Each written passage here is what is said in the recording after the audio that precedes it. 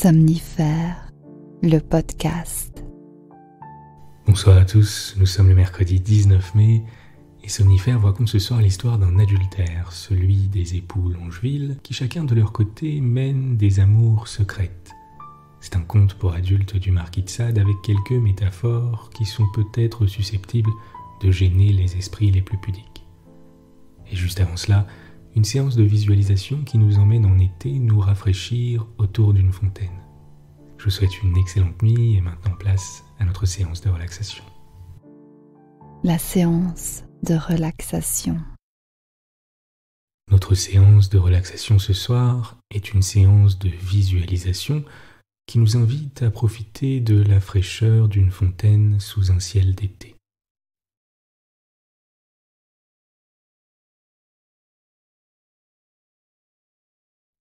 Commencez par prendre une inspiration longue et profonde.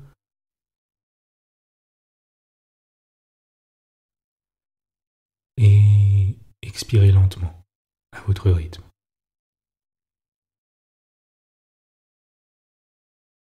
Avant de démarrer cette séance de visualisation, on va commencer par se détendre complètement. Commencez par détendre tous les petits muscles de votre visage. Relâchez votre nuque.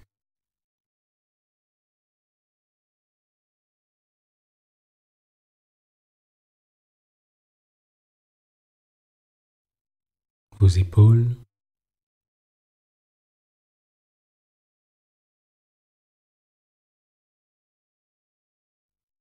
Votre dos.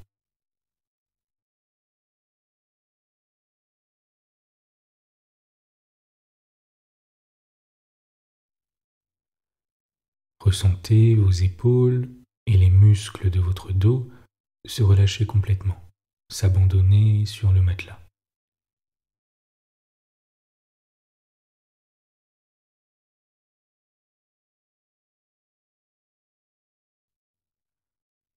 Vos bras et vos mains sont confortablement posés sur le matelas, calmes et détendus.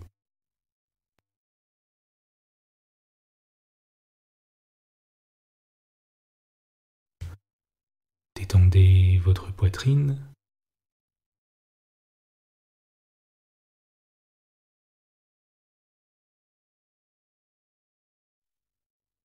votre ventre,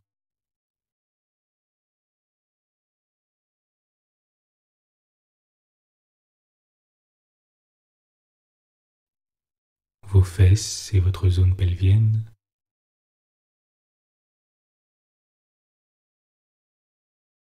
détendez vos hanches,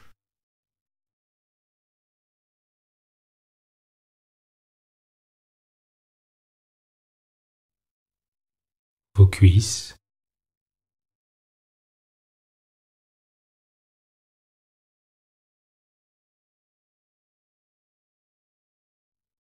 vos genoux,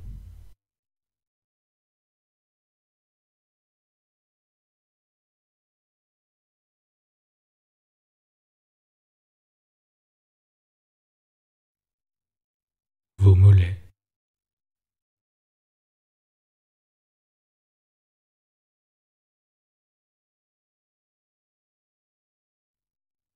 vos pieds,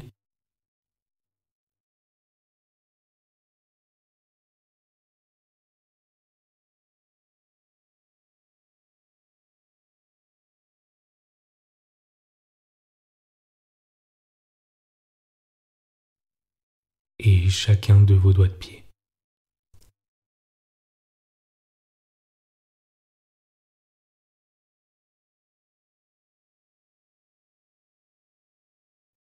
Imaginez-vous dans un grand jardin près d'une fontaine.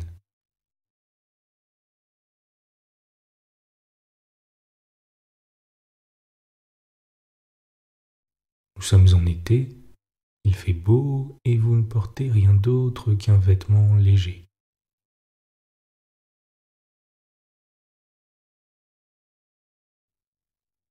Peut-être en lin, peut-être en coton.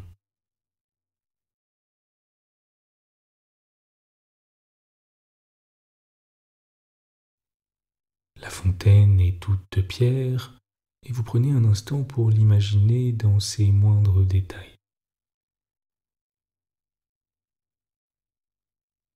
Peut-être y a-t-il une sculpture qui orne la fontaine,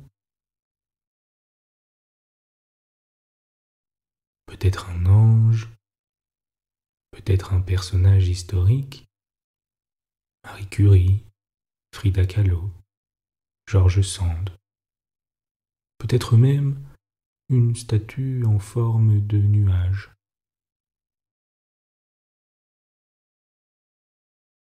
Peut-être l'eau jaillit-elle d'une certaine manière, avec un grand jet qui retombe en parapluie, ou alors un plus petit jet qui retombe sur 3 étages.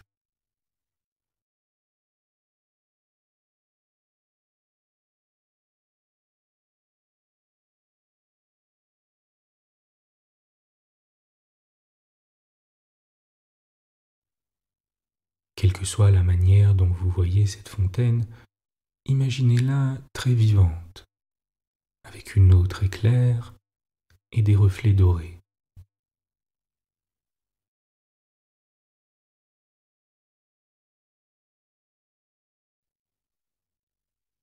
Vous vous approchez de la fontaine et vous touchez ses contours. Vous notez sa robustesse, la fraîcheur de la pierre.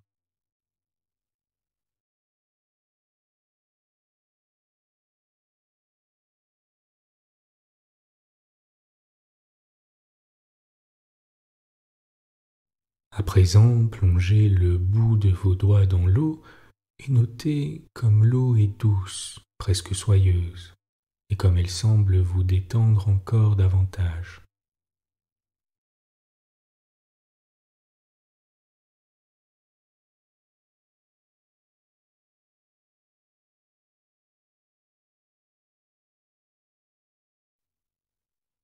Alors que vous trempez vos doigts dans l'eau, vous sentez tout votre stress, toutes les tensions s'évacuer davantage.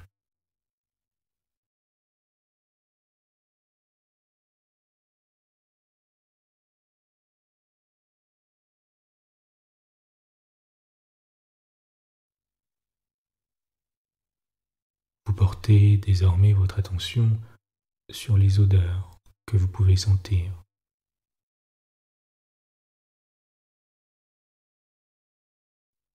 L'odeur caractéristique de l'été, l'odeur des arbres, l'odeur du soleil, l'odeur de l'eau qui éclabousse.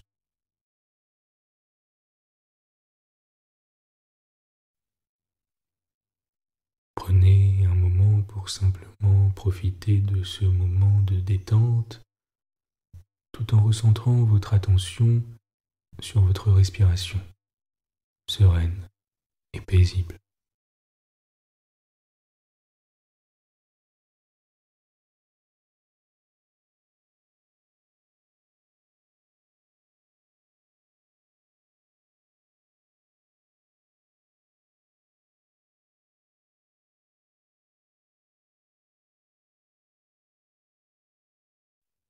Vous êtes calme et détendu.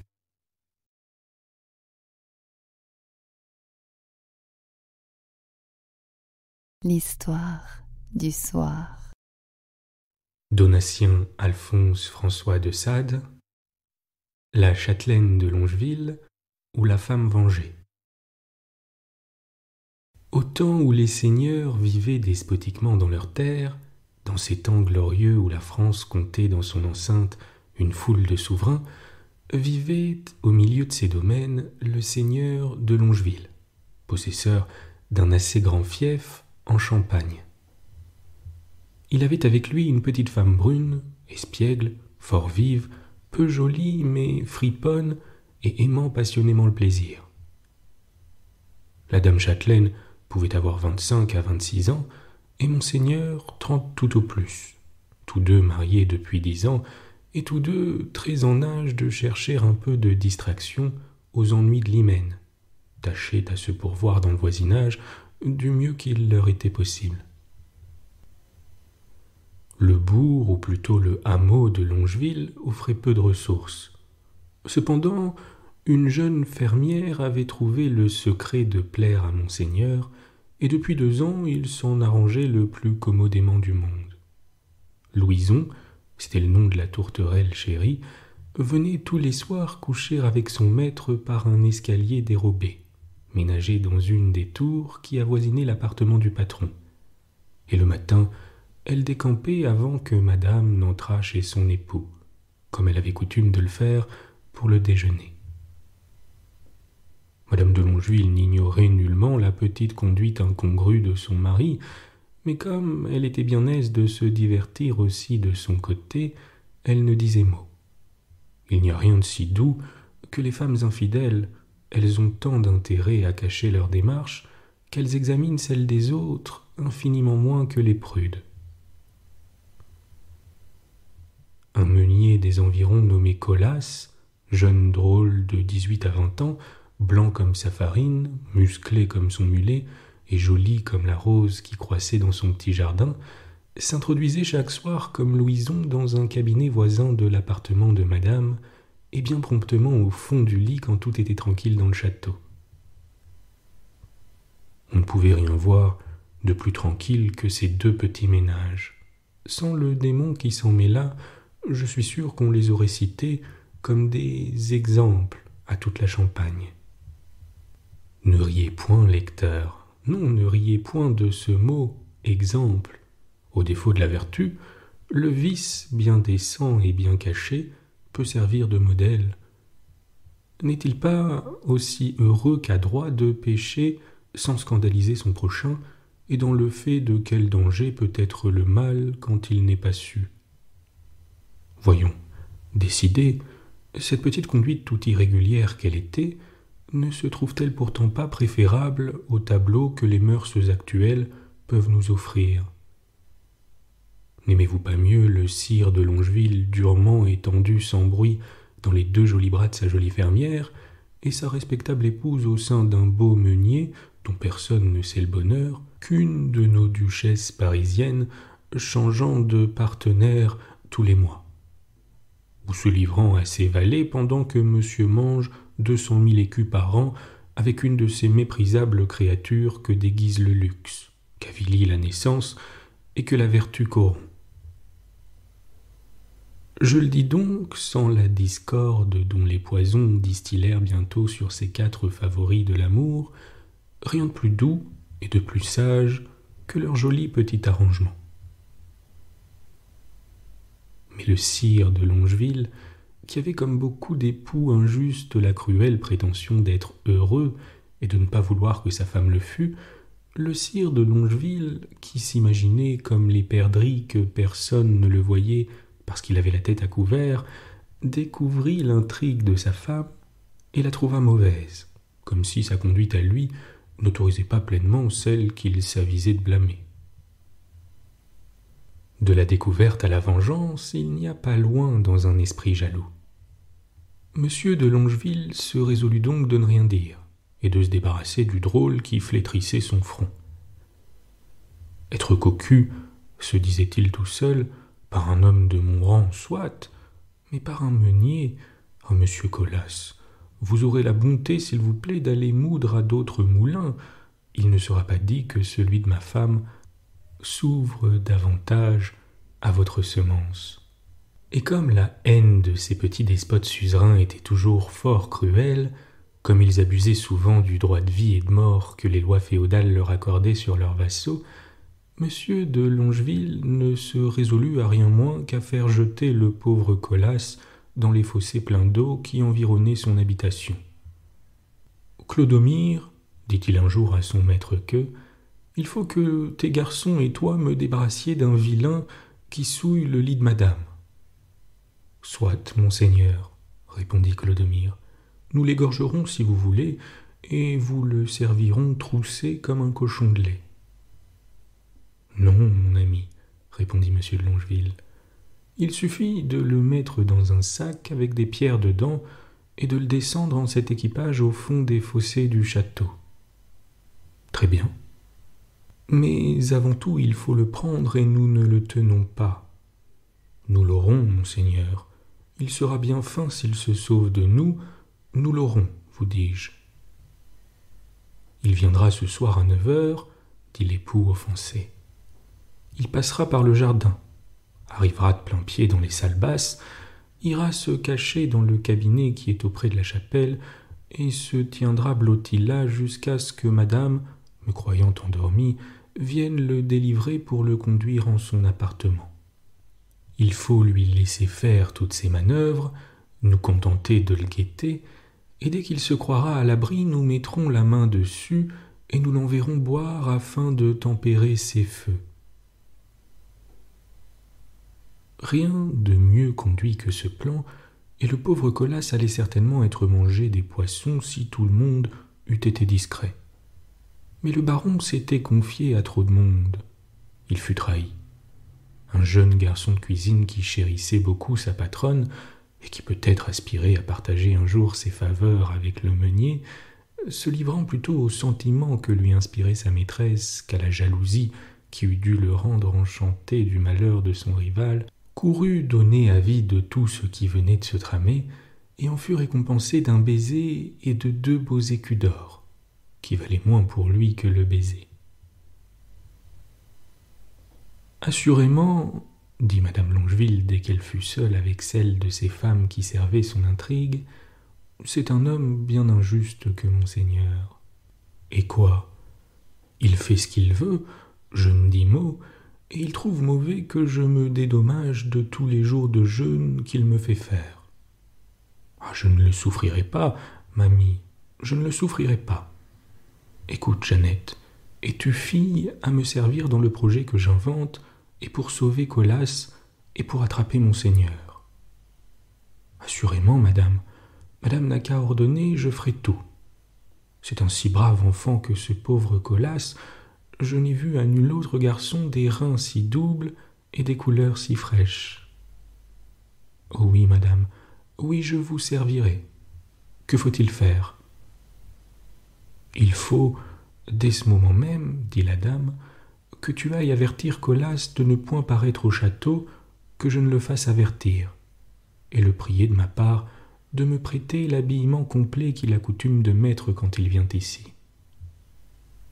Dès que tu tiendras ce vêtement, Jeannette, tu iras trouver Louison, la bien-aimée de mon perfide, et tu lui diras que tu viens à elle de la part de monseigneur, qui lui fait enjoindre de se vêtir des habits que tu auras dans ton tablier, de ne plus venir par son chemin ordinaire, mais par celui du jardin, de la cour et des salles basses, et d'aller, aussitôt qu'elle sera dans la maison, se cacher dans le cabinet qui est à côté de la chapelle, jusqu'à ce que monsieur vienne la chercher, et aux questions qu'elle te fera sans doute sur ces changements, tu lui diras que cela vient de la jalousie de madame, qui a tout su et qui l'a fait guetter par le chemin qu'elle a coutume de prendre ordinairement. Si elle s'effraie, tu la rassureras, tu lui feras quelques présents et tu lui recommanderas bien surtout de ne pas manquer de venir, parce que monseigneur a ce soir des choses de la plus grande conséquence à lui dire, relativement à tout ce qui a suivi la scène de jalousie de madame. Jeannette part, elle remplit ses 2 commissions au mieux, et à 9h du soir, c'est la malheureuse Louison, sous les habits de Colas, qui se trouve dans le cabinet où l'on veut surprendre l'amant de madame. « Avançons, » dit M. de Longeville à ces gens qui non plus que lui n'avaient cessé d'être aux aguets. « Avançons, vous l'avez vu comme moi, mes amis, n'est-ce pas? » »« Oui, monseigneur, parbleu, c'est un joli garçon. » Ouvrez lestement la porte, jetez-lui des serviettes sur la tête pour l'empêcher de crier, enfoncez-le dans le sac et noyez-le sans autre forme de procès. Tout s'exécute au mieux, on bouche tellement l'organe de l'infortunée captive qu'il lui est impossible de se faire reconnaître. On l'enveloppe dans le sac au fond duquel on a eu soin de mettre de grosses pierres, et par la même fenêtre du cabinet où s'est fait la prise, on la précipite au milieu des fossés. L'opération faite, tout le monde se retire, et M. de Longeville gagne son appartement très empressé d'y recevoir sa donzelle qui, selon lui, ne devait pas tarder de venir et qu'il était bien loin de croire si fraîchement placée. La moitié de la nuit se passe et personne ne paraît. Comme il faisait un très beau clair de lune, notre amant inquiet imagine d'aller voir lui-même au logis de sa belle quel motif pouvait l'arrêter. Il sort, et pendant ce temps-là, madame de Longeville, qui ne perdait rien de ses démarches, vient s'établir dans le lit de son mari.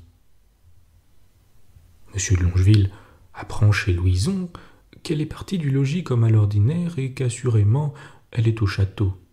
On ne lui dit rien du déguisement parce que Louison n'en avait fait la confidence à personne et qu'elle s'était évadée sans qu'on la vît. Le patron revient, et la bougie qu'il avait laissée dans sa chambre se trouvant éteinte, il va prendre près de son lit un briquet pour la rallumer.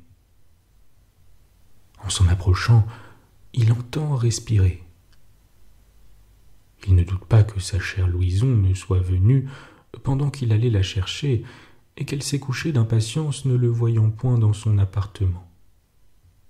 Il ne balance donc point, et le voilà bientôt entre deux draps caressant sa femme avec les mots d'amour et les expressions tendres dont il avait coutume de se servir avec sa chère Louison. « Que tu m'as fait attendre, ma douce mie. Où donc étais-tu, ma chère Louison ?»« Perfide, dit alors madame de Longeville en découvrant la lumière d'une lanterne sourde qu'elle tenait cachée. Je ne puis donc plus douter de ta conduite. Reconnais ton épouse, et non la catin à qui tu donnes ce qui n'appartient qu'à moi. Madame, dit alors le mari sans s'étourdir, je crois que je suis maître de mes actions, quand vous-même vous me manquez aussi essentiellement. Vous manquez, monsieur, et en quoi je vous prie? Ne sais-je pas votre intrigue avec Colas, un des plus vils paysans de mes terres? Moi, monsieur, répond arrogamment la châtelaine. Moi, m'avilir à ce point? Vous êtes un visionnaire. Il n'exista jamais un mot de ce que vous dites, et je vous défie de m'en donner des preuves. Il est vrai, madame, que cela serait difficile actuellement, car je viens de faire jeter à l'eau ce scélérat qui me déshonorait, et vous ne le reverrez plus de vos jours. Monsieur, dit la châtelaine avec encore plus d'effronterie, si vous avez fait jeter ce malheureux à l'eau sur de tels soupçons, assurément vous êtes coupable d'une grande injustice, mais si, dites-vous, il n'est ainsi puni que parce qu'il venait dans le château, j'ai bien peur que vous ne vous soyez trompé, car il n'y mit jamais les pieds de sa vie. En vérité, madame, vous me feriez croire que je suis fou. Éclaircissons, monsieur, éclaircissons. Rien n'est plus aisé. Envoyez vous-même Jeannette que voilà chercher ce paysan dont vous êtes si faussement et si ridiculement jaloux, et nous verrons ce qui en sera. Le baron consent, Jeannette part, elle amène Colas bien stylé. Monsieur de Longeville se frotte les yeux en le voyant. Il ordonne aussitôt à tout le monde de se lever et d'aller reconnaître au plus vite quel est donc en ce cas l'individu qui l'a fait jeter dans les fossés. On vole, mais ce n'est qu'un cadavre qu'on rapporte, et c'est celui de la malheureuse Louison qu'on expose aux yeux de son amant. « Juste ciel !» s'écrie le baron. Une main inconnue agit dans tout ceci, mais c'est la Providence qui la dirige. Que ce soit vous ou qui l'on voudra, madame, qui soit la cause de cette méprise, je renonce à l'approfondir. Vous voilà débarrassé de celle qui vous causait des inquiétudes, défaites-moi de même de celui qui m'en donne, et que dès l'instant Colas disparaisse du pays. Y consentez-vous, madame? Je fais plus, monsieur. Je me joins à vous pour le lui ordonner. Que la paix renaisse entre nous, que l'amour et l'estime y reprennent leurs droits, et que rien ne puisse les en écarter à l'avenir. Colas partit et ne reparut plus, on enterra Louison, et jamais il ne se vit dans toute la Champagne d'époux plus unis que le sire et la dame de Longeville.